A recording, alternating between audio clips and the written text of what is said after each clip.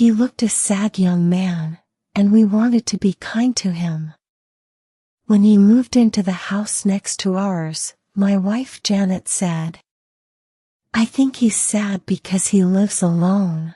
I feel sorry for him." We live in a semi-detached house outside a village.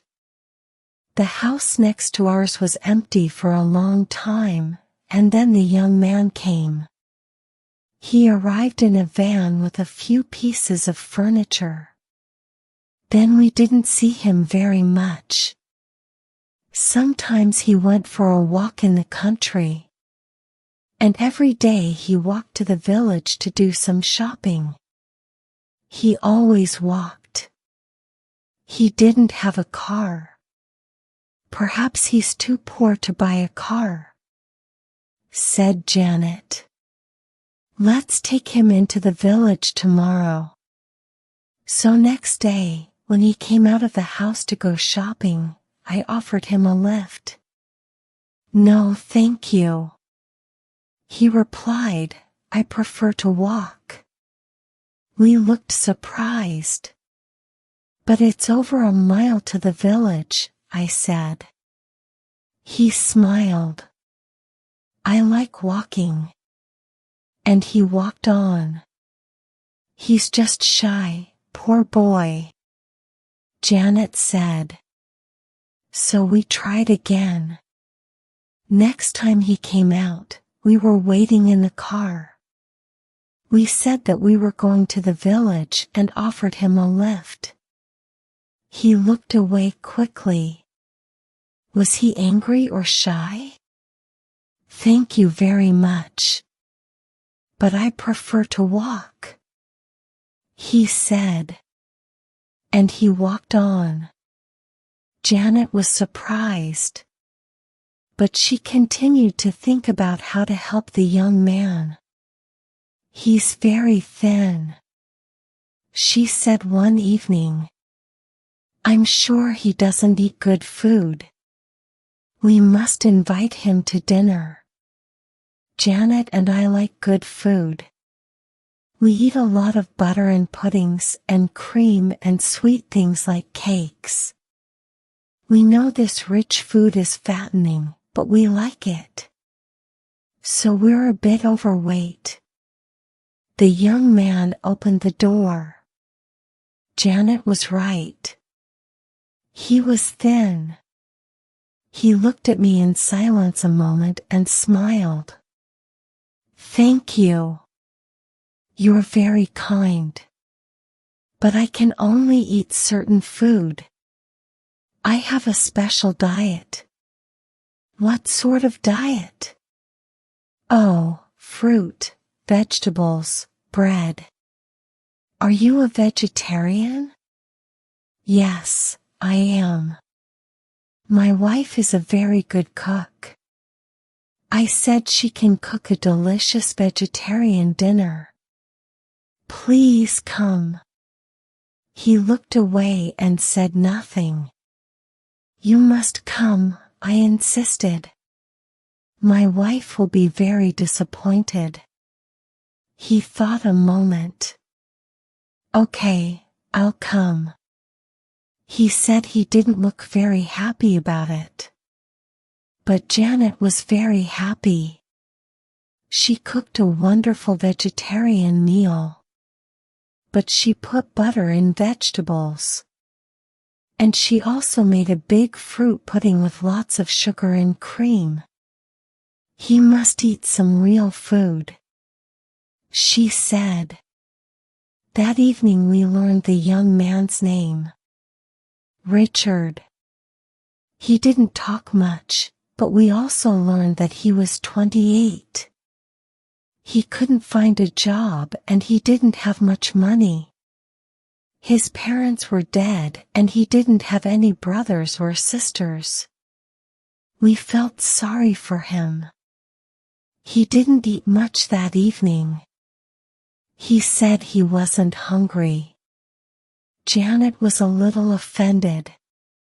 I cooked all that horrible vegetarian food for him and he left it on his plate. And he didn't drink any wine either. Yes, Janet was a bit angry. But she quickly forgot about it. Then she began to think about Richard again. Poor boy. He's all alone in that house. She said. He hasn't got any friends, and he hasn't got a girlfriend. It's terrible. What does he do all evening? She looked at me sadly. He watches telly like us. Suddenly she had an idea. We must invite him to come and watch telly with us. That will cheer him up. I think he likes to be alone, Janet. I said. He's a quiet person. But he isn't happy. I can see it. How? He doesn't speak or laugh much. But I think he's happy. Well, I say he isn't happy, Reg.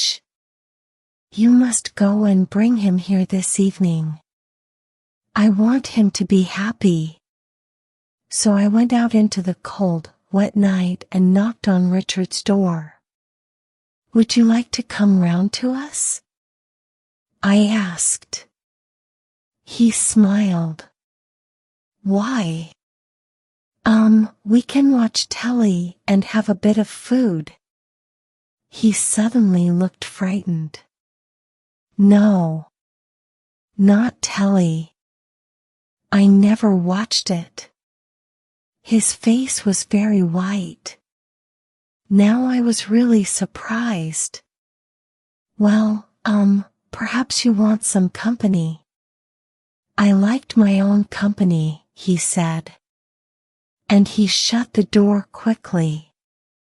When I told Janet, she was furious. Who does he think he is? We only want to be kind to him. At 3 o'clock the next morning, she woke me up. Hey, Reg, wake up. I've got a great idea. She cried. A big, happy smile on her face. We'll have a big party with all our friends and relatives. We'll tell Richard that there will be a lot of noise and inviting to come. I didn't like the idea. I'm not going to invite him this time. Good idea. So Janet invited Richard to the party. He couldn't say no, poor boy. But Janet told him he had to come. And he came. But I could see he wasn't happy. There was loud music and dancing. Lots of delicious, fattening food. Cigarette smoke and bottles of alcoholic drink. Our friends and relatives are all very kind, and they pushed plates of food and glasses of drink in front of Richard's nose. And he couldn't say no. When I saw him about midnight, he looked terrible. His face was white with panic. People were shouting, singing and dancing all around him. He couldn't escape. Then about 15 minutes later, he wasn't there. Where's Richard? I asked Janet. Oh, he had to go. She replied. He said he wasn't feeling well. What a pity. He was enjoying the party so much. A few nights later, there was a knock at the door. When I opened it, I couldn't believe my eyes. It was Richard. He was standing in the wind and rain. He was as white as a sheet. His eyes were dark and strange. Could you phone a doctor? He said in a quiet voice. I'm not feeling well. I told him to come in and sit down. While I phoned, Janet made a cup of tea. Then she sat on the sofa with Richard. She was happy again. "What's the matter?" she asked. "I feel hot. I've got a headache and my heart is beating fast."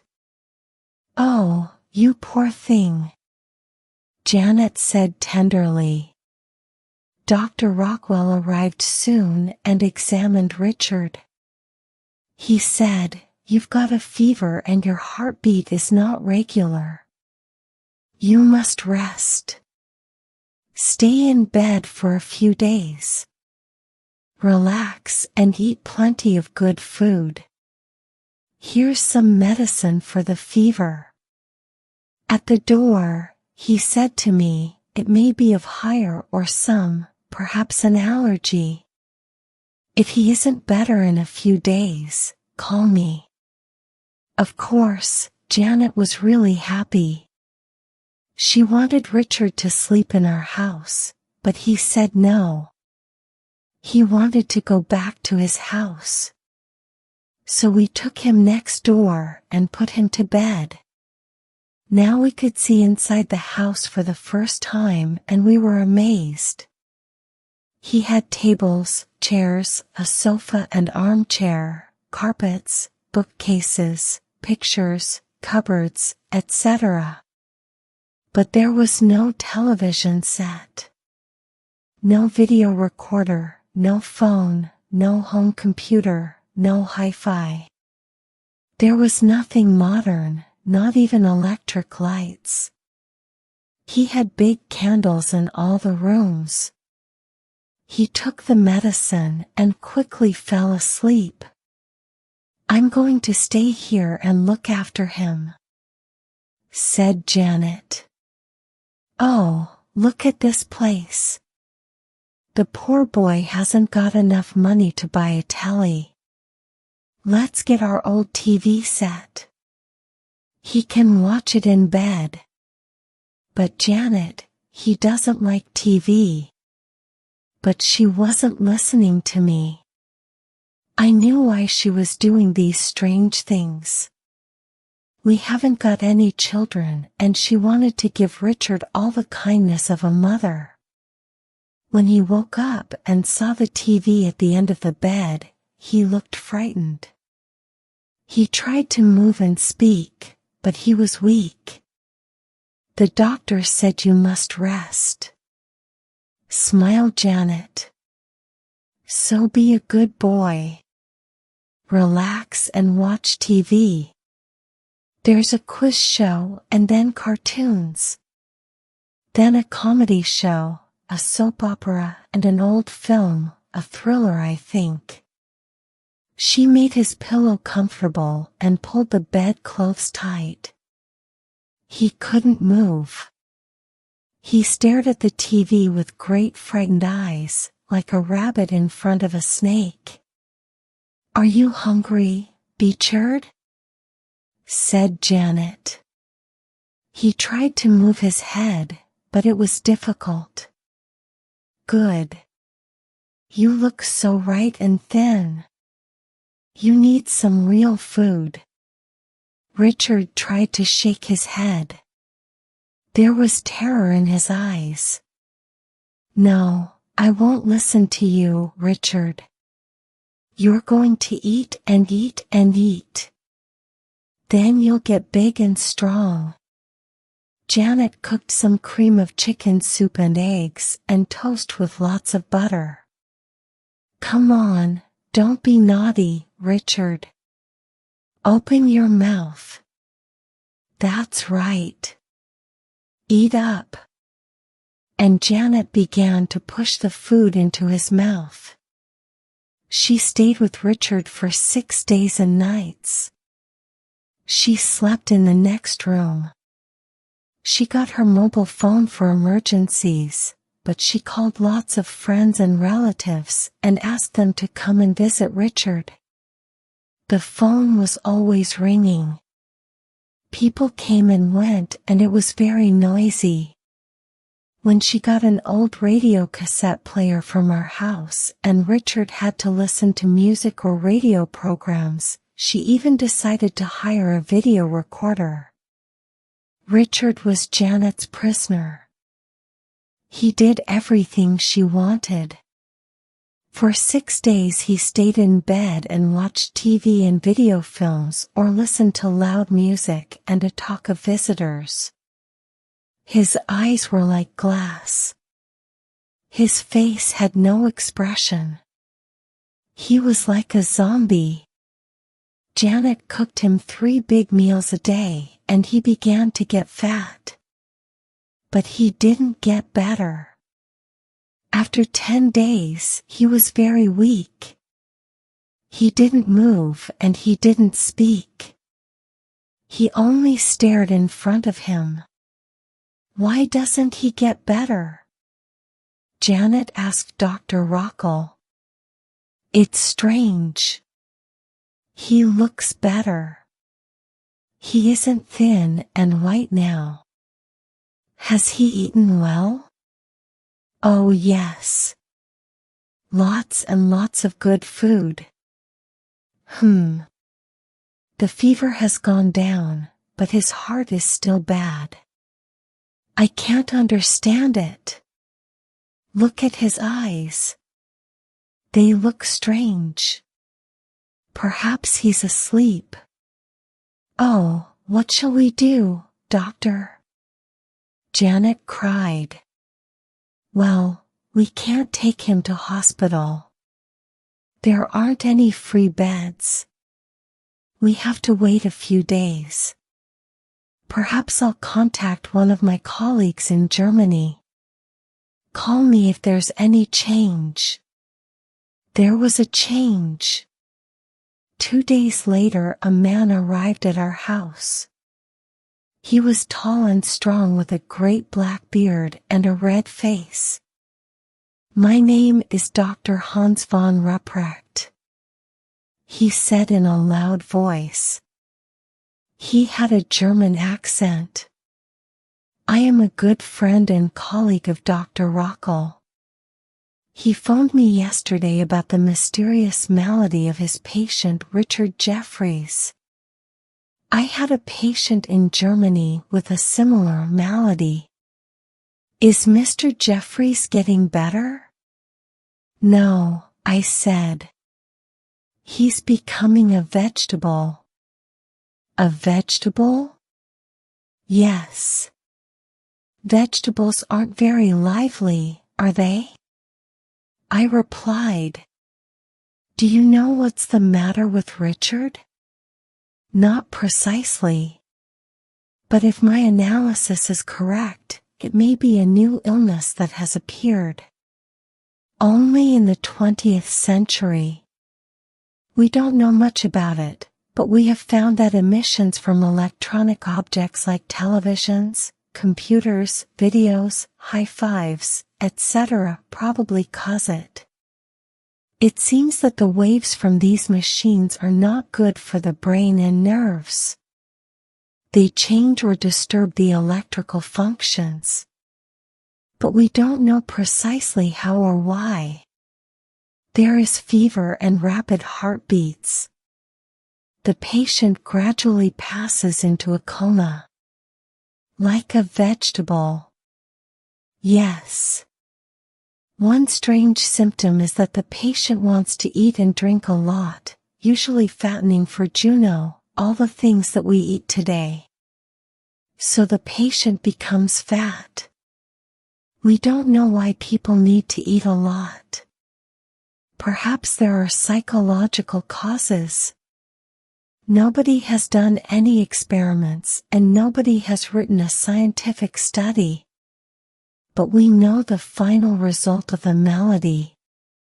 The patient will die. At that moment there was a long, terrible scream from next door. Dr. von Ruprecht and I ran out of the house. Janet was coming out of Richard's house. She was crying. When I asked her what was wrong, she couldn't answer. I put my arms around her and the doctor went into Richard's house. A few minutes later he came out. "He's dead," he announced quietly. I found this under the pillow. It was an envelope. I opened it. There was a letter in it. I read it out to the others.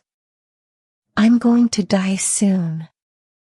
And I know that it's the 20th century that is killing me. 10 years ago, when I was 18, I was a very different person. I had a teenager's lifestyle.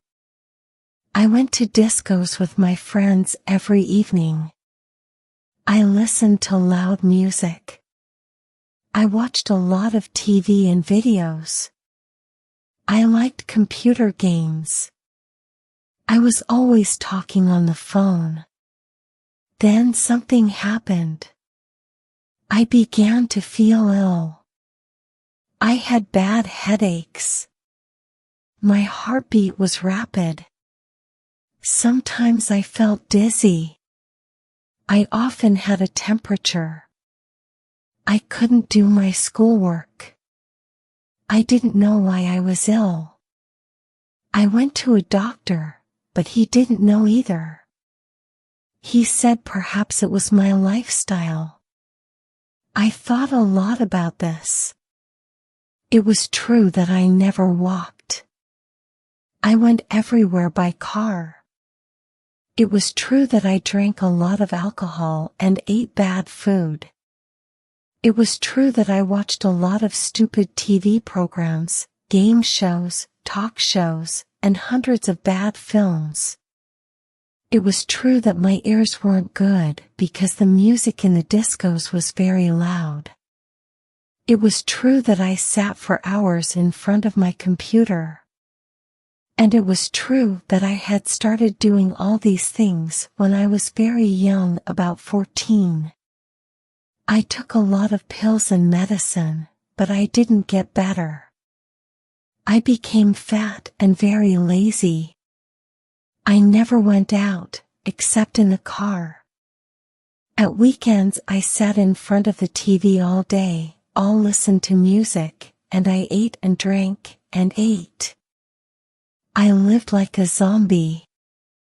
I never used my brain.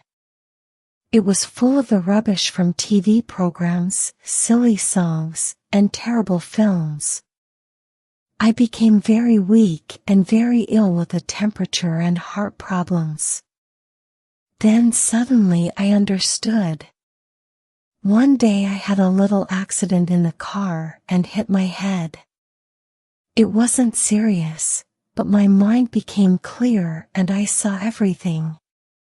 I saw that the 20th century was slowly killing me. So I changed my lifestyle. I stopped living like a zombie.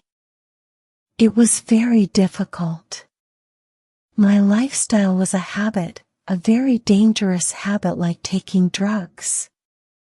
Time for the end of the 20th century was killing my mind and my body. So I began to walk everywhere. I didn't watch TV or listen to stupid music. I saw my computer and my video recorder.